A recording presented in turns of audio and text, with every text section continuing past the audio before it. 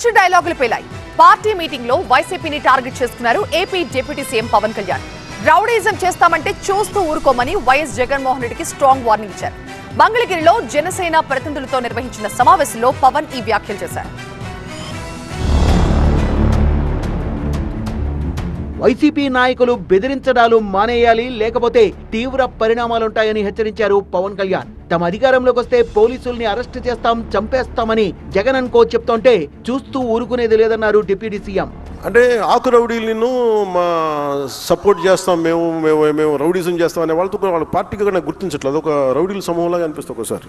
Political party అయితే మీరు policy విధానంలో మాట్లాడాలి. మీరు మళ్లీ అధికారంలోకి వస్తామనే వైసీపీ నేతల ప్రకటనల్ని పారిశ్రామికవేత్తలు, ఉద్యోగులు నమ్మొద్దన్నారు పవన్ కళ్యాణ్. ఆ పార్టీ మళ్లీ అధికారంలోకి రాదన్నారు. తన కంఠంలో ప్రాణమున్నంత వరకు ఏపీకి, భారతదేశ సమగ్రతకు భంగం వాటిల్లకుండా చూస్తానని, దానికోసం ఎన్ని ఎత్తులైనా వేసేందుకు తాను సిద్ధమన్నారు పవన్ కళ్యాణ్. నా కంఠంలో ప్రాణం ఉన్నంత వరకు ఆంధ్రప్రదేశ్కి, తద్వారా భారతదేశాన్ని సమగ్రతకి భంగం వాటిల్లకుండా చూసుకునే బాధ్యత, దానికోసం ఎన్ని ఎత్తులైనా వేస్తాం.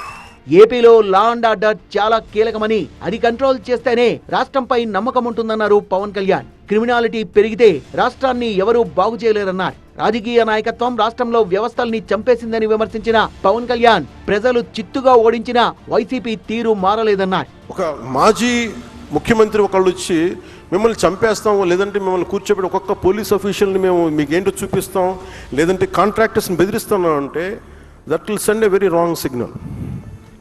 అలాంటి వ్యాఖ్యలకి నా సమాధానం ఒకటే,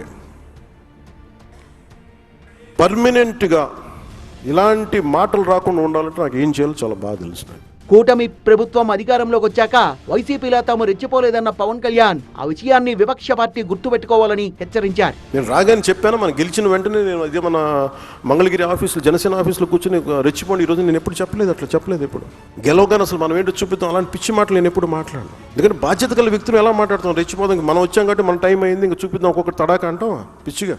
రాజ్యాంగ పద్ధతిలోనే ముందుకెళ్తామని, తప్పదనుకుంటే ఎంత దూరం వెళ్లేందుకైనా వెనుకాడేది లేదన్నారు పవన్ కళ్యాణ్. ఇంకా అవసరం అనుకుంటే లాస్ట్ ఫేజ్ రోడ్ల మీదకి వచ్చి గొడవ పెట్టుకోవాలి. మన తెలంగాణ బోర్డర్లో మనం గొడవ పెట్టుకున్నట్టుగా అప్పుడు దాకా ఇంకా రావాలంటే దాని లాస్ట్ ఫేజ్ ఇంకా తప్పదు. కాదుకూడదు అనుకుంటే ఈ చొక్కా మడిచి ముందుకు రావడం పెద్ద ఇబ్బంది ఏం కాదు.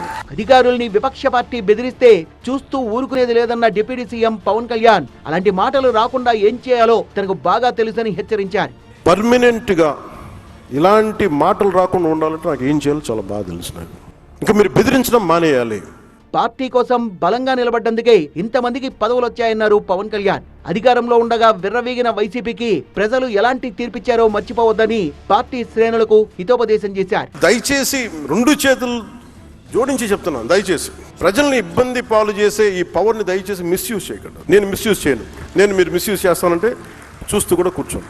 జనసేన ప్రజాప్రతినిధులు పార్టీ నేతలకు దిశానిర్దేశం చేస్తూనే విపక్ష పార్టీని టార్గెట్ చేసుకున్నారు పవన్ కళ్యాణ్. ఇలాగే వ్యవహరిస్తామంటే రియాక్షన్ మరోలా ఉంటుందని వైసీపీకి స్ట్రాంగ్ వార్నింగ్ ఇచ్చారు.